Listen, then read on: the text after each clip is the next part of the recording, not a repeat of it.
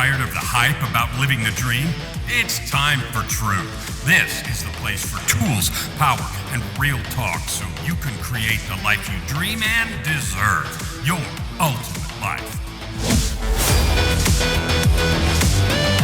Subscribe, share, create. You have infinite power. Hello there and welcome to this episode of Your Ultimate Life, the podcast that I created. This is our 7th year to help you create a life of purpose, prosperity, and joy by serving with your life experience, your gifts, your talents, and all that good stuff you've accumulated. Today, I'm excited. I've got a special guest, Dominique Debroux, who is with me today, and she's been doing some really exciting things. Dominique, welcome to the show. Thank you, Kellan. Great to be here. I'm glad, and I like your message, and I like what you're doing. Now, I don't do big introductions, but I do want you to start with, there's some, it's not very often that the work that we do turns into legislation or community action or big things like that, even though that's what we're trying to do. So you've got some exciting things happening that happened over the last year or so that I'd like you to talk about in your home state there. Yeah, absolutely. So, not even in our home state. So it's great because we're crossing borders even with it. Oh, great. So, back in October of last year, we released the movie that I produced called Wise Women, Humanity's Untold Origins. And it is a women's empowerment and women's leadership film told through the evolutionary history of menopause. Now, why is that important? It's because right now, both medicine and our kind of cultural ideal, societal ideal is that, menopause is something that has happened just lately. Because of modern life, modern hygiene, and modern medicine, we live longer, so we outlive our fertility. And what that does is it places women's importance squarely in our fertility, in our youth, and for reproduction. But our film, and we talk to anthropologists, evolutionary biologists, neuroscientists, geneticists, etc., lots of thought leaders and scientists.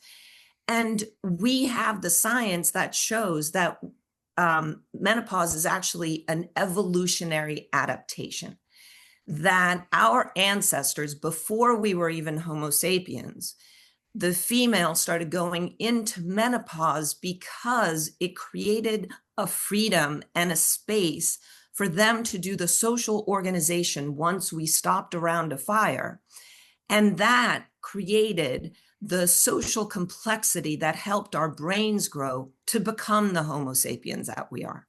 So postmenopausal women helped us become the humans that we are. And that's important because that enlarges the importance of women, that we are important at every phase for different reasons. No, I love that. I'm going to ask you a couple questions. Put a comma right there. I want you to come back to it. Yep. So I'm going to say that in Kellan speak because I want to I like it and I want to emphasize it. But that says, okay, women have a real importance in reproductive phase. Continuity of species and their fertility, and they do that and they have kids and so forth. And somehow there was the idea that that's all that they were useful for. And after that, it's kind of whatever. And during, some periods of history, dark ages, when life expectancies were really short, maybe that's as long as anybody lived, men or women. Okay. But before that, what you're saying is, no, there has been through history a change that happens to women, but not. I love this because what it says to me, I want you to correct me if this is wrong. So there's a creation phase, and during that time, women are more natural nurturers than men. They have that love and caring and do that stuff. I mean, there's a reason that Mama Bear is sort of a legend. Okay, so that's all true. But that same instinct or skill, I'm not going to call it an instinct, that same skill, maybe even in a more finely developed way because of the experience of nurturing, transforms into a different function. And the different function is shepherding, growing, nurturing the tribe in a larger sense, as opposed to the kids in a smaller sense. And so all that skill and your research with those science groups said that, no, this has been the true case for a long time. And because that nurturing took place, it allowed greater growth and greater growth. I don't know what else to call it. Growth and development in the species and in our ability to do things. And so, no, the idea that fertility is the main thing is the end is wrong. And that skill is more finely developed and then nurtures the whole tribe. And I know I've said that really poorly, but that's what I'm hearing. No, actually, you said it in a layman's term, so I love it. Yes, there's a couple of things that the estrogen brain is better at than the testosterone brain. And I'm saying it only a couple? Yeah. Well, I'm being kind. Only a couple. Hey, we could have that discussion about the other side too, but this is your time, so roll with it. Yeah. The main thing is the ability to keep a lot of thoughts and things that are being done in the front at the same time, where the testosterone brain unifocuses much better, right? Well, that ability to keep so many thoughts and tonalities of what needs to happen front is better at social organization and social nurturing, right? And then I'll go back to something that you said, the average lifespan. And that's kind of where we've gotten stuck, because it's true, right? When they started kind of testing out average lifespans, it was like 40, 45, 48 at most. At best, but right. Here's the thing, right?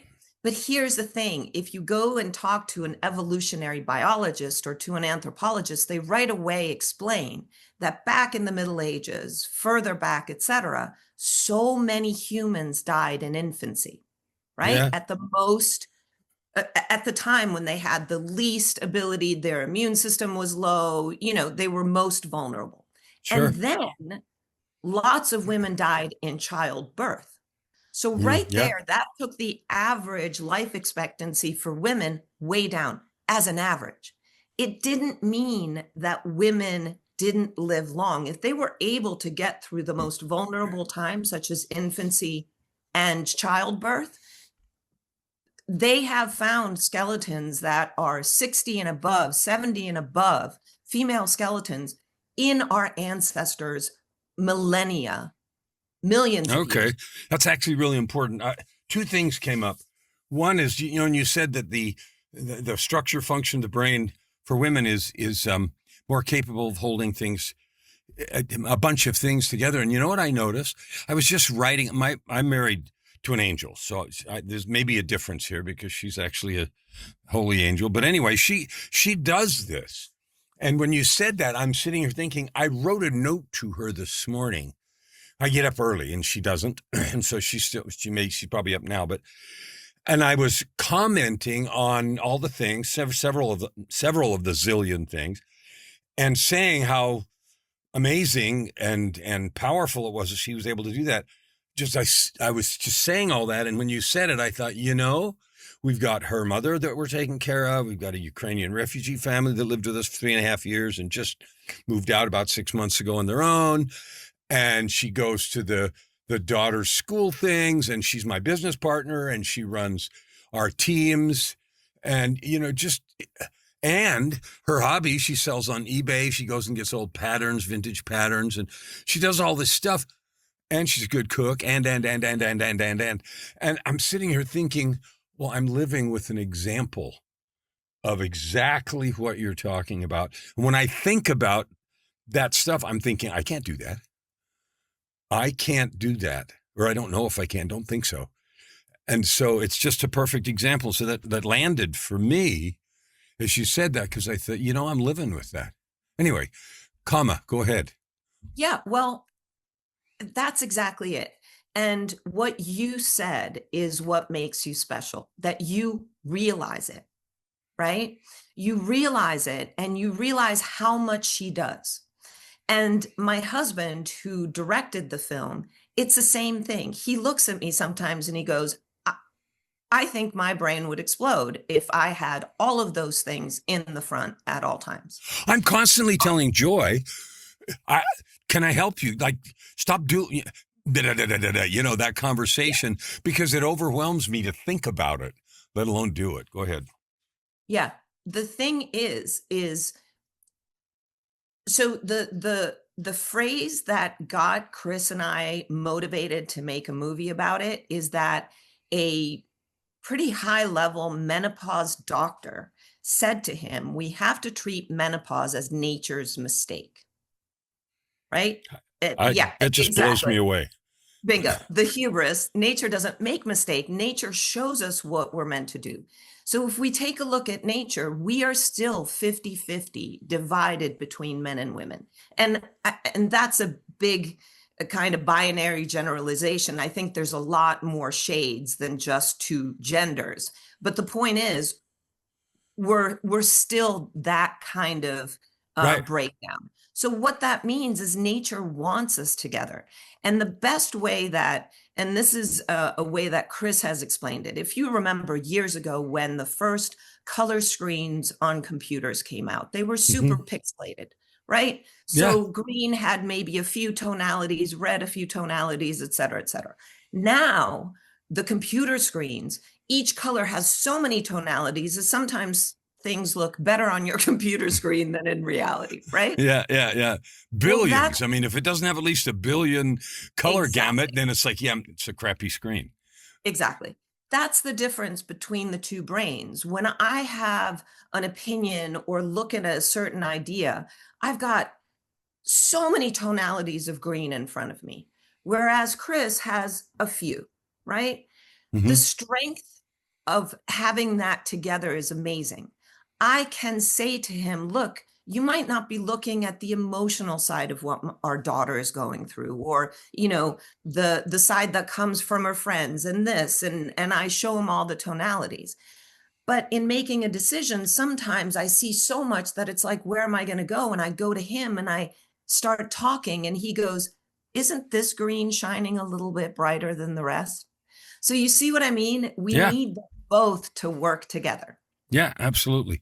So I love it. So you made this movie, and we were talking originally about how it's turning into something across borders and boundaries. Yeah. So keep going from where you were. Absolutely. So first of all, the movie is out for rental. We're on a great new platform called bingeable.net, bingeable.net.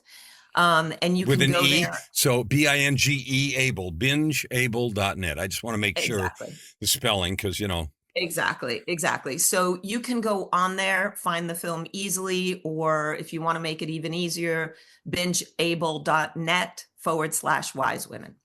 But it's been renting, and we have influencers talking about it all the time, and it's amazing. And we're getting amazing feedback from the women who watch it, and men.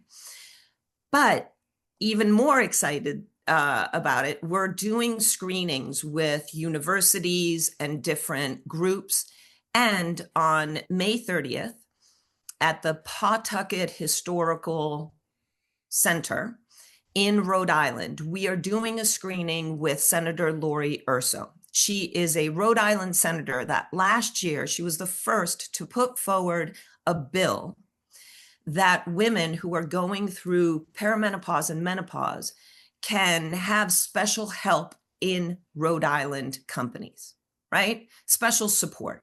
Because what she saw is, and it's not just in Rhode Island, but throughout the US, we are losing huge amounts of the workforce because women get to a point and the transition is challenging. And we're also got ageism and belief systems that we are no longer important, relevant, or visible. And so women just leave the workforce. They're like, we've had enough. And so she put forward the bill and it got passed on the first vote. And with that, she wants to do a screening of our film. And then she's bringing us on the Senate floor the week before or a week and a half before to talk about the film. because there are other states that are looking to do the same thing. And it really should be nationally that we look to support women going through that transition, because we go through that transition to become the wisdom holders and the leaders. So that's really cool. Now, you said is that a state senator, or is she the U.S. Senate from Rhode Island? No, she's a state senator. State senator, and so she got a bill passed in Rhode Island that affects Rhode Islanders, but she's also reaching out and having larger ripples, and by bringing it on the floor and so forth. So what is the date that you guys are going to go onto the Senate floor? We're setting it up now, so I'm not sure yet. By the time you put this on, I will have given you the date and you can put it in the description. Okay, cool. So that's amazing. You know, I had a guest a few months ago that was responsible in Australia for the passing of a bill that limited social media for kids under 16. And that was a couple of years ago. And it was the reason is because his daughter, when she was 13 or 14 or whatever, anorexia, getting all kinds of stuff from social, blah, blah, blah. And she ended up dying because of it. So he, you know, for years, he's like, okay, we're going to fix this. And it ended up getting into Parliament and Australia bill, et cetera, et cetera. And after that got passed, which was like a year ago, the conversation has started in the U.S. Senate. And so now they're having conversations about et cetera, et cetera. The reason I'm telling you that isn't to move away from your topic, but to say one person doing one thing has an impact. And so you said, and you got your husband who makes movies. He's a filmmaker. You said he directed it, but he's done a lot of other things too. So he's not a novice. Yes. I know that because of our other conversation. I just want to encourage you, and I want each person who's listening to this show to understand you matter. And just like Dominique, if you've got a thing, man, raise your voice and do the thing. Go ahead. Yeah, and the thing that I've seen from talking to women about the film, from women watching the film, and we did almost 3,000 test screenings before we even released the film. So It's been years of women watching the film and getting feedback. And the biggest thing has been that no one has been surprised at this science, right? It hasn't been that women think, oh, I thought I was just declining. I thought I was just supposed to go out to pasture. No, it's an inner knowing that women are transitioning to something special post-menopause. And they just haven't had the receipts. You know, here's the science that it's true. And so what I hope is that this film gives women the permission to listen to their inner voice and to speak their voice, because we need that right now. We do. We need it in spades. I mean, if you look at the struggles and the things that are going on around the world, and we're not going to get sidetracked on talking about any particular thing, but we see so much of it, and the wisdom and tenacity and nurturing and power of, you know, we said mama bear ahead of time. I mean, that's a legendary thing, but mothers protect their young. And in this context, in a larger sense, the nurturing and you know, makes me, you want to use words like cradling and helping or whatever of the common collective and consciousness. And so there's no question in my mind that women have that skill, and we need it badly. And you know, I think I mentioned to you before, the native tribes in the U.S., at least in the Southwest, my wife and I were docents for a few years at the Heard Museum in Phoenix. You know, they had the matriarchal thing where the women were sort of the long-standing voice, and sometimes they made the decisions and sometimes not quite, but they had a big voice in it. But it was the same function. And so that was just another validation historically in these tribes of what you're saying. Yeah. I've heard the difference, the explanation of patriarchy versus matriarchy, right? That patriarchy is more a rule from the top, where it's very much a few decision makers, and then everybody else follows, where matriarchy is the decision from the community. What does the community need? and what do we need to move forward? What do our children need, et cetera? And then decisions are made from there. It feels good as a good description. Sorry, keep going. I think so. But whether that's true or not, I think what's happening right now with the patriarchy is not working for us. It's not natural. So whether we move towards a type of matriarchy, or what I call it is a balanced archy, because right now, even though women are 50% of the population, we're maximum at like 26 to 28% of leadership between political and business in North America. And the rest of the world is like 17 to 18%. So even if we could balance the voices, think of the differences, less war, more climate change, or less climate change, taking care of the climate, so many changes that I think are necessary. Well, it's certainly, I agree that there's a need to get that balance. And I think, so I'm grateful for the work that you're doing and for the voice that you're raising to do that. So you made this movie, you have this amazing opportunity with this law that got passed in Rhode Island, which is this tiny little state in the corner of the U.S. and can have a big ripple impact as the work that you have chosen to do, supported in this balanced way by your husband, modeling the very thing that you're talking about. What is the vision? Like, you've got it on bingeable.net, bingeable.net to rent, to watch. You've gotten over 3,000 screenings, which blows my mind in terms of before you released it, not counting all the things that have rented. You're going to go on the Senate floor in Rhode Island. What is the push to go national? What is your plan with that? The plan is, so what we've seen, it's been challenging for us to get traditional press on this because there's so many crazy things happening all the time that, a small story about postmenopausal women, it seems to be the reaction that we get. So what we've been doing is using the phone tree, or I don't know if you remember the old commercial, I told two friends and she told two friends, and so on. I do remember that, right? Sort of an old phrase, commercial. Yeah. We've been using that to get the message of the film out there. And we've started getting a good amount of influencers contacting us back.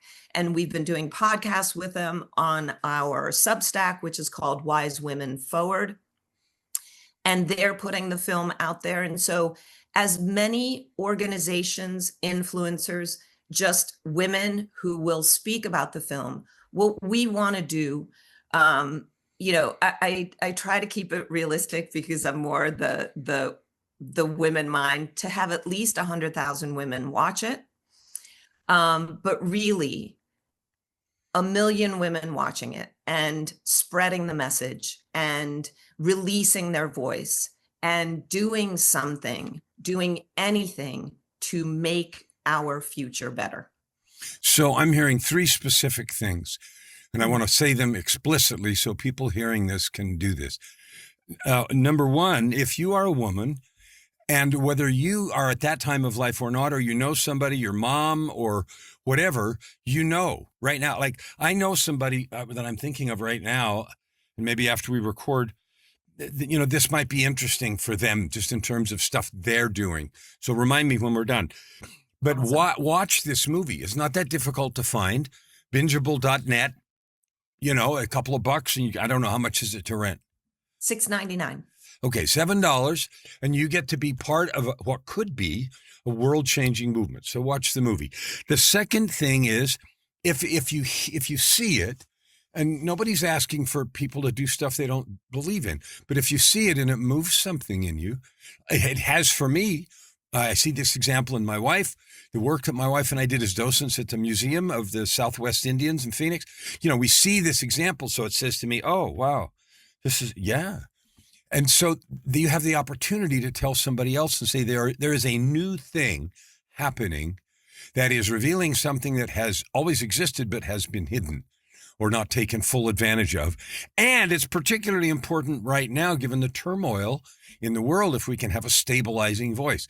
So if it moves you, then do something. So watch the movie, say something to others, and if you happen to be in a position to leverage this message, like you have a show, or you know somebody that does, or you belong to a group, of women or mixed group that, needs to hear this message, then take it there. Like you could have a screening of that, in your group. So there's 3 specific things that you can do to spread this message and make a difference.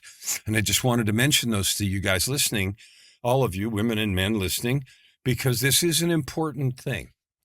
Yeah. All right, absolutely. comma, go ahead. So that's what I was hearing. Okay. And, and this is for your listeners who feel like, yes, but I'm not comfortable putting my voice out there and it's challenging, etc. I am scared to death. We made a movie and I'm comfortable speaking about the movie, but sometimes when it's just me going on social media and speaking my opinions about what's going on, it's challenging. And I also am starting to write a book because I have a nutritional background, a holistic health background. And so it's all of that information of getting yourself through the menopausal transition with the science of the importance of the phase of life that you're going into. And I have gotten to a certain point in the book, and I am now like blocked by fear. So I'm speaking that to let people know that you can do things even through the scariness. And that's the most important time to do them. I'm grateful that you said that, because then that's a 4th thing. The first thing is watch the movie. The second thing is tell people about it. The third thing is, if you happen to have a leverage mechanism, use it. And the 4th, and perhaps the most important thing, is to realize that your voice matters. The yearning that you have to lift, to bless, to serve, to make a noise, to make a difference matters, even if you're only one person. And I couldn't echo that loudly enough. I stand on mountaintops and scream that all the time, virtual mountaintops, because it's true. And you know what? The other truth is that 80 to 85% of people involved in personal development and growth and all that stuff are women. That is by far the majority of people. Most of the clients that I serve, either in coaching or in helping them write their stories, write their books, that kind of stuff, most of them are women. There are some men, but most of them are women, and they're doing what you said. They're deciding to raise their voice and say what they have to say and not be afraid anymore. So I echo and support your encouragement not to be afraid. Thank or you. to work through the fear, or whatever you want to call it. Exactly. Get the help you need. Like, you don't got to do this alone. You are not Yeah. alone. There's zillions of you that are wanting and feeling to do this. Yep. Yep. Yeah, I actually just yesterday wrote an article for our Substack that's titled "No One Wants to Hear from Me," because that's the negative messaging that keeps coming back in my mind. And yeah, from years of therapy and looking into things, et cetera, I know where it comes from, all of that. But it doesn't matter where it comes from. If you keep it in there, it starts feeling like you're saying it to yourself. And the truth is that it's not true. And who cares if somebody doesn't want to hear from you? Speak anyway, because it's necessary. And there's going to be people who need to hear what you're saying. So what I'm hearing there is, okay, you're going to feel that way. Nobody wants to hear from me. Who cares what I have to say? Somebody else already said it better. 78 versions of that thing. And what you're saying is, yes, you're right. Maybe there are going to be people who don't want to hear from you. Mostly they probably don't care. But if one person in 100 that you talk to needs to hear your voice and it will change their world, then speak up. Exactly. Exactly.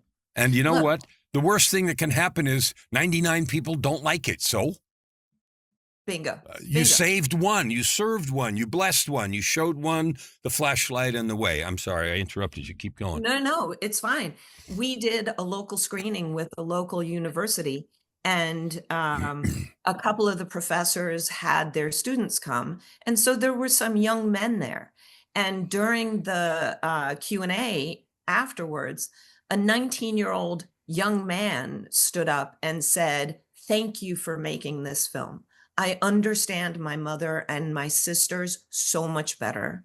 And I feel like I have gotten knowledge that I really needed." We were blown away. I mean, there's been a lot of men who have come up to Chris specifically and said, "Thank you for making this movie." But a 19-year-old kid, we never expected that. So you never know. You're right. And I want to even encourage you, specifically, Dominique, and all those that are listening more. There are going to be people who need to hear you. There really are. And so you're serving them. Your voice is not alone, and we all need to hear it. I want to hear it. And I talked to zillions of people because of all the shows that I do. I want to hear the message. And I applaud that 19-year-old's courage for saying, I needed this. Because then that means people are open and listening and looking instead of not. And so bless your heart for doing this. So tie in the nutritional background and the work that you do, because it's one thing to say, okay, that's not an evolutionary mistake. It is the transition to a place of more support, nurturing, wisdom, and a bunch of other things that we've already talked about. But it sounds to me like there are other things like body awareness, nutrition, and other kinds of things to support that transition. The kids are growing up, right? Okay, we just had a little kitten. So my wife loves cats. Little kitten, got her when she was just a few weeks old. Now she's not quite a cat. I think that officially happens when she's 1. But, Yeah. the saying is, well, the kittens need more this. So we buy different food for little kitty cats, little kittens. Okay, what you're telling me is, as the body goes into this transition period, the needs are probably different and so forth. So talk a little bit about that. Absolutely. So first of all, to be just really kind of ground root with this, when you go through menopause, a lot of the stuff that when you had more youth or more hormones you could do that wasn't great for your body, and you knew it wasn't great for your body, but you could get away with it. Once you go through menopause, you can't get away with it anymore. So to begin with, eating well, sleeping well, moving well becomes what should be your everyday, right? Not that you can't have a day or a meal or, a weekend where things go off a little bit, but mostly eating well, sleeping well, and moving well. And what those mean is, let's stop the diet culture for weight loss, because that is also something that has shut women's mouths and kept us smaller. It's not about being skinnier or smaller. It's about being healthy. So are you getting enough protein? Are you getting enough fiber? Are you getting the right fats in your body? And yes, you need some carbs because they help the endocrine system. So whatever other hormones you still have in your system. Then when you're moving, you are doing, you're lifting weights, you're lifting heavier than even if you lifted weights when you were younger. Smaller reps, heavier weight. Of course, you build up to it, but you want to keep muscle tone. And then you're doing things like sprint intervals and jumping to keep your bones awake and realizing that they need to keep growing. Well, that's wonderful. So I'm going to ask you then, where, like you've given some very, very, very high level tips, and I'm sure there's a zillion, I'm not sure, I know there's a zillion people out there trying to tell everybody what to eat, sleep, and how to exercise. But specifically with the research that you've done and with your background in nutrition, where would someone go to find more specifics about what you are teaching and trying to get women to understand will be in their own best interest? So I started a YouTube channel a few years ago called Food Lady Dominique Debroux. So you can go on there and there's a great deal of video recipes of all sorts of nutritional stuff. I am now restarting the side of it for all the menopausal information and writing this book. So soon you'll have a much greater possibility of information specifically for your menopausal transition and post-menopausal life. And here's something that I want to make clear on the don't think skinny, think healthy. And I've known this for years as I've been going through my transition, because the movie started 11 years ago when I was going into menopause. So it's been that long. I'm 60 now. I knew then my body changed and I was being super healthy, and it was not losing the level of subcutaneous fat that I had taken on, right? Mm-hmm. And whatever I did, and I even tried to push it because of the skinny culture, of the diet culture that I came from, my body kept letting me know, no, I don't want to change. And then I started realizing and learning about how the subcutaneous fat was giving me a type of estrogen that was helping my bones, and et cetera, and a lot of other reasons. And then finally, a couple of years ago, medical research has come forward saying that gaining 1 to 2 pounds a year during your transition, which is exactly what happened to me, because transitions take 7 to 10 years, is very healthy for your longevity. So stop thinking thin, start thinking healthy for women. Wow. That kind of stuff, like I didn't know that. And no, I'm not a woman, and so whatever, but I didn't know that. And there's all kinds of things that I'm sure that I don't know and that the listeners don't know. So what is the book going to be called, and when do you imagine you'll have it finished? I don't know what it's going to be called yet. Okay. That's the place okay. where I know everything that needs to be in it. And I think it's like the girlfriend's menopause guide, because it's really from a position of somebody who has gone through it. I have knowledge, but I also have a tremendous ability to research, so much so that Chris and I found new science. Yeah. But it's really a very understandable book of all of the things that we need answers to. Well, that's wonderful. I can't wait. And so, yeah. If I look up Food Lady Dominique on YouTube and I don't put the last name, if I just look up Food Lady Dominique, will I likely find you? Absolutely. Okay, cool. Actually, lately, just even putting Food Lady, you'll find me. But all right, Food Lady or Food Lady sure. Dominique, yeah.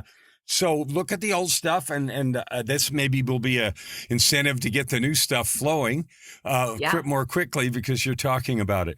So tell me now, what didn't we talk about that's near and dear to your heart that you've either done or you're doing or you want us to go away with as we get close to the end here? Sure, especially because it's May and it's Women's Health Month. Mm-hmm. What's great is that we're finally talking about that, and we have a Women's Health Month, right, to pay attention to. Because women's health has really been understudied. Most of things like BMI and our health and weight and et cetera was always studied on men, and we were just seen as smaller men, right? So all of that is getting attention to, and we are doing research on women's bodies, women's issues, and finding therapies. So keep asking for what you need and don't give up. And if one doctor is not working for you, find another one. That's wonderful and good advice, since things change so fast, so much, studies and new discoveries and attitudes. approaches and willingness to study and learn and grow. So the last thing is there anywhere else besides Food Lady Dominique and looking for the movie and the things we outlined earlier that we need to know about where to go to find out more about you or what you're doing or anything else? Where are those places? Sure. You can also go to wisewomenmovie.com, and that's our movie website. So you can also learn a little bit more about me, but also see the trailer for the movie. All right, the trailer, wisewomenmovie.com. I love that. Dominique, I just want to thank you for everything that you're doing, for the heart and love you're putting into the world, and see, this kind of raising of the voice is what you're talking about. You can feel like you're afraid, but I think your message is important, and I think it's powerful, and I hope and wish the best for you. And thank you for sharing with us today. Thank you so much, Kellan. This is a wonderful podcast, and I'm so grateful for it. All right. Well, listen, listeners, you notice this. Every guest I have, such diversity, such stuff, but they're all talking truth. And you know what? They're all talking from lived experience. And the story of your life, the story of your lived experience is the most important gift you have to offer to the world. And if you choose to do that, what you'll notice is it helps you create impact, wealth, and live a fulfilling life. And that's what I've been calling your ultimate life. Never hold back and you'll never ask why. Open your heart and this time around. Right here, right now. Your opportunity for massive growth is right in front of you. Every episode gives you practical tips and practices that will change everything. If you want to know more, go to KellanFluckigerMedia.com. If you want more free tools, go here, YourUltimateLife.ca. Subscribe. Share. Stand with your heart in the sky and your feet on the ground.